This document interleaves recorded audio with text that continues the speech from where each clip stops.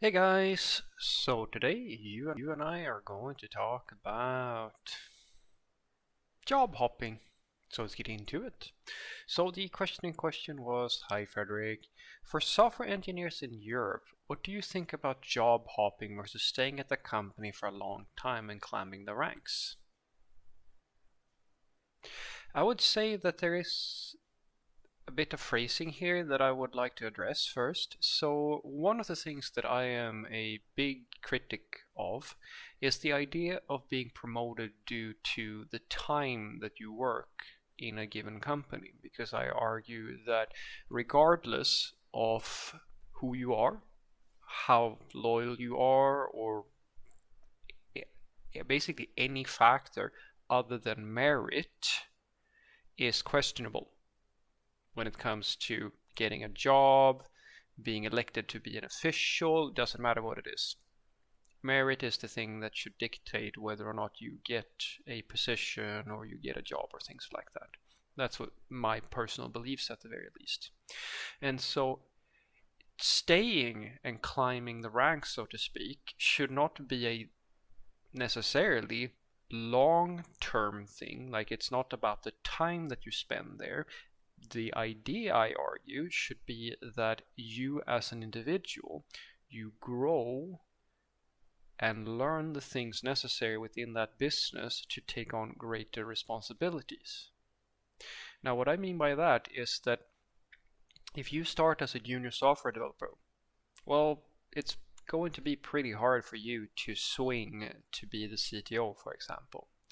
But as you learn and as you get more in tune with your craft and the company and so forth, you should be aiming to get recognized for the merit or the talent or the skills, whatever we call it, that you have acquired.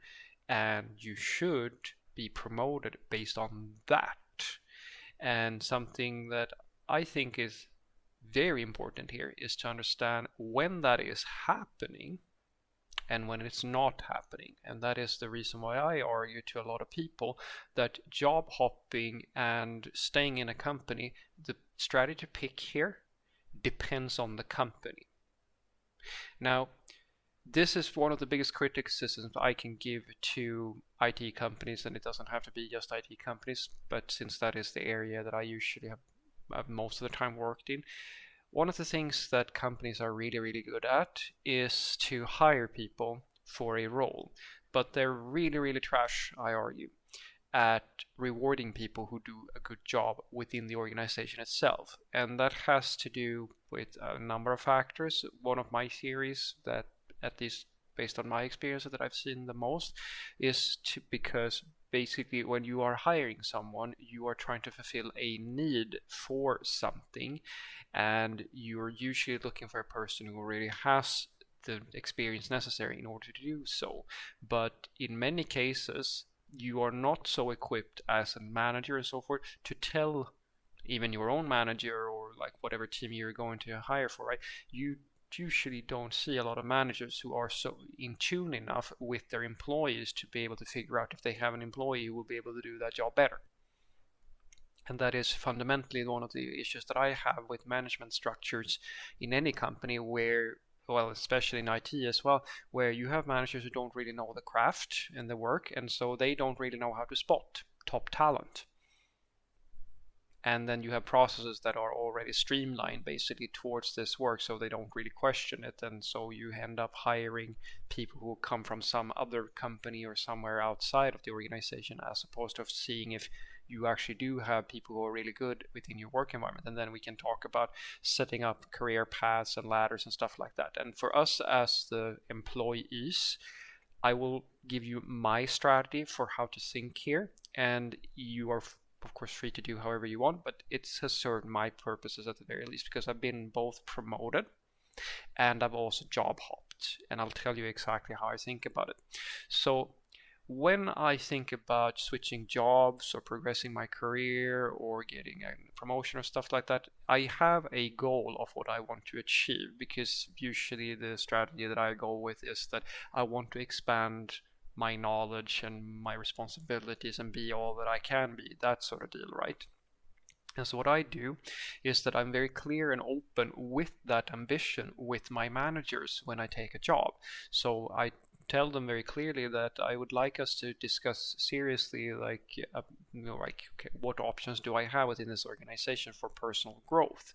And then I expect them to be able to give me very clear paths to those goals. The thing that I usually try to bring to the table, which I've said in a few videos as well, that is history and context, so that people feel comfortable giving me a promotion, because I can tell you that it's tricky, as I was giving you an example with my little junior for wanting to be a CTO example. If you don't have a history of doing work or producing at a level that is adjacent to what people feel are that's appropriate for a given role, they're not going to feel comfortable giving you that role. It's the same thing when they hire people externally. Like when people are hiring for a role, they usually want someone who is, in their opinion, which is of course a subjective thing, but that's unfortunately how things work. They want you to be close enough. And that is my goal as the employee. My goal is to, when I go into a meeting about promotions with my managers and so forth, I want to make sure that I have some proof based on the work that I've already done within the organization that I actually am applicable, or like I worth giving this sort of investment into. And so that's why I usually take any job that I take. I usually stay at least a year.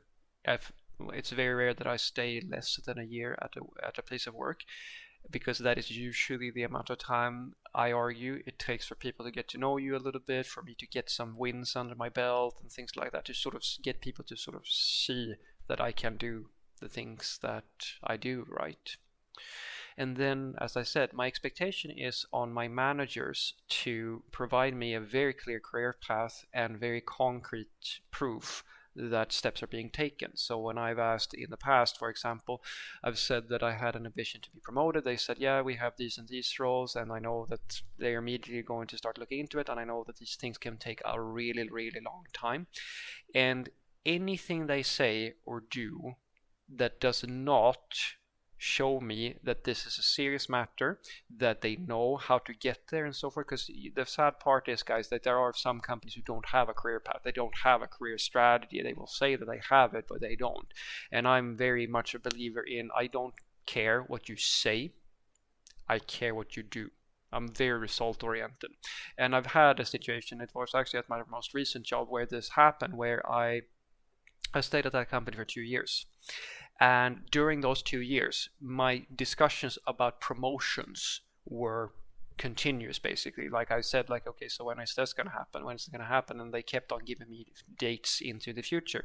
And then finally I lost patience, and then I switched careers, or I switched jobs, got like basically the same job in another company with better terms, everything like that. And they, of course, once the second I got that, they offered me a higher salary.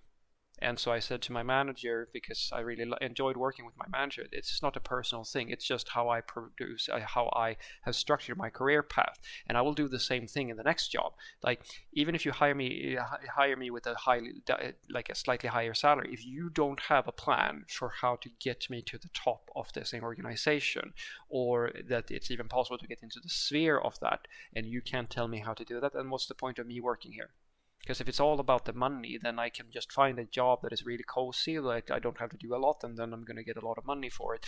But my goal is to grow. And so that's the strategy that I suggest that you have, guys. Think about what you want to achieve, communicate your plan, or like the ideas that you have of what you want to do in your next role to your manager, and then make sure that you hear them out and see, do they have a plan for how to do that? Because like I tell my managers that on a conscious basis. I don't care, like I expect you.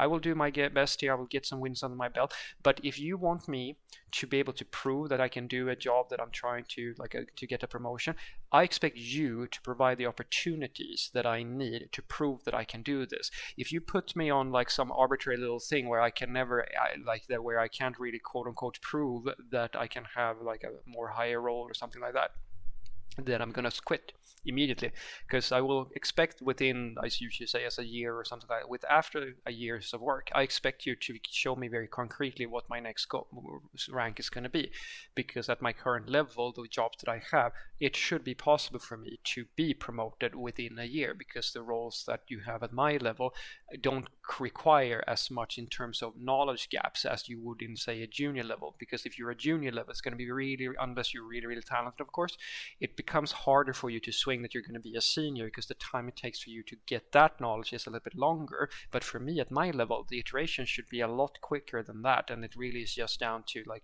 doing more or less the same sort of work in a different context.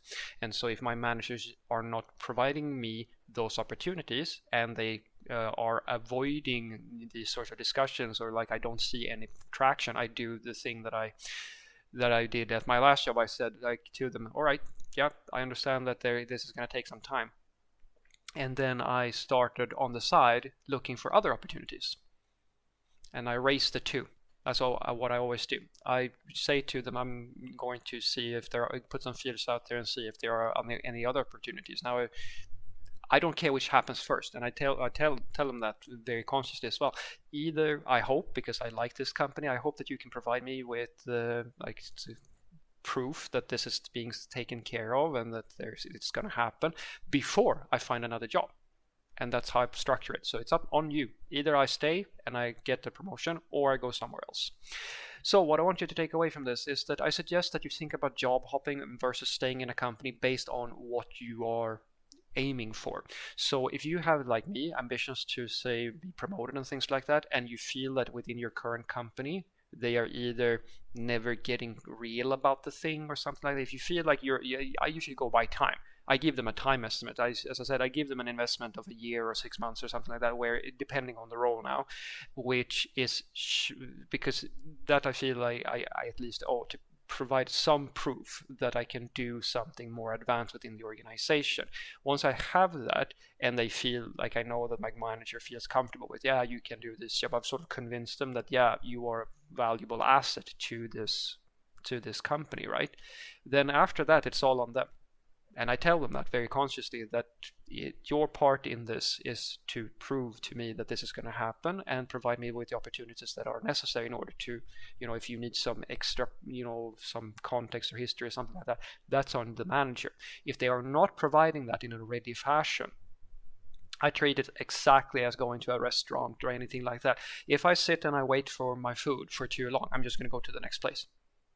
I don't care what your reasons are for me waiting. It's not personal. It's quote unquote just business, because I don't sit. You can sit in the same company for years and years and years and never get anywhere, because it's a company where they don't appreciate you, or they have circumstances where they don't think in the ways that you do, or like they don't promote people in the way that you expect to.